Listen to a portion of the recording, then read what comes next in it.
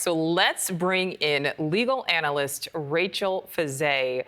Rachel, thank you for your time today. I want to get into more of the specifics, but you are based in LA and you have somewhat of an indirect connection to this case. Tell us about that.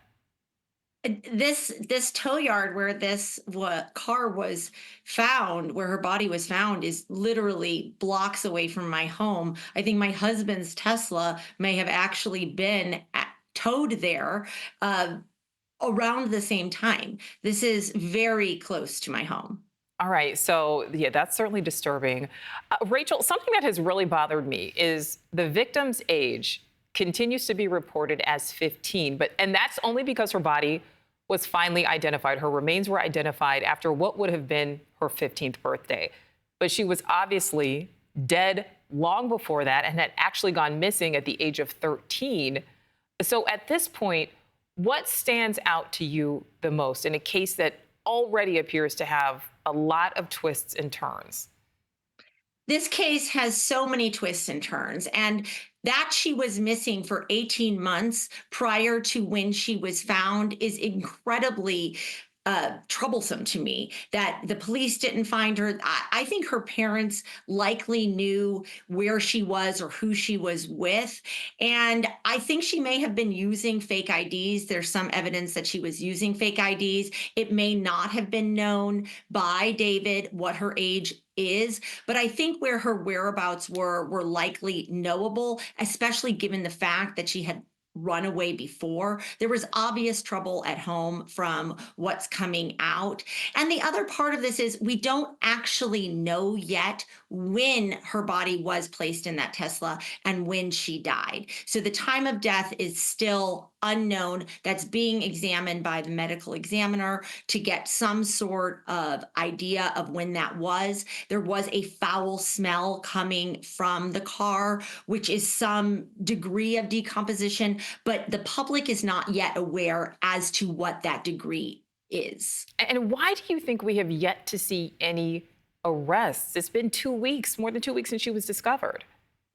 We have a ton of circumstantial evidence here, but there is nothing tying anyone that we know uh, to exactly her death. Did she die of a drug overdose or some other kind of cause, or was she murdered? I think, again, we are waiting on some sort of toxicology report and medical exam to come out with exactly how she died. She was dismembered. Her body was cut up and found in a bag in that trunk of the Tesla.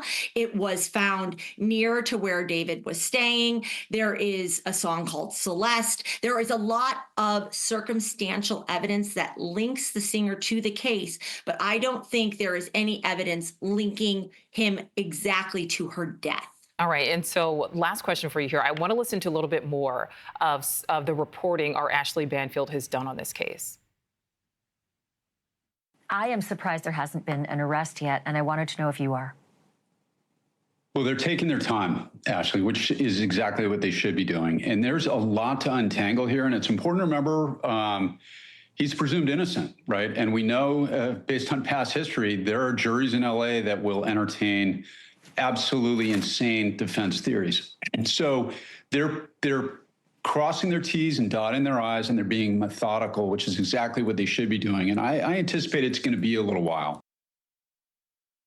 All right. So Rachel, a lot of people, pointing the finger directly at David. He and the victim had matching tattoos. It was the word shh, and it was written on their, or was tattooed on their, both of their right fingers, their right pointer fingers. He has, as you mentioned, has a song called Celeste.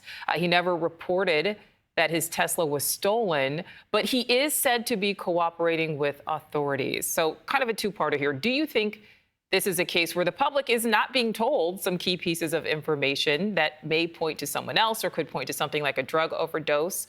And what do you think happens as this investigation moves forward?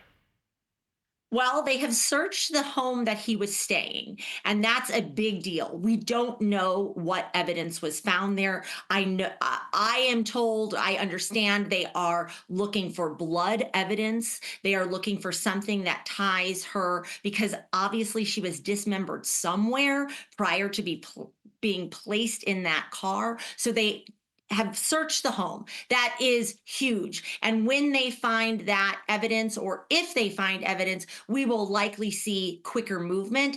I think that there is also evidence for sure that ties them together. It's just we don't know who else was in the orbit. And I think there is a lot that the public is not aware of yet. All right. Well, Rachel Fiset, we're going to continue to follow this as more information develops. So we'll have to bring you back to discuss it all. Rachel Fiset, thank you so much for your time.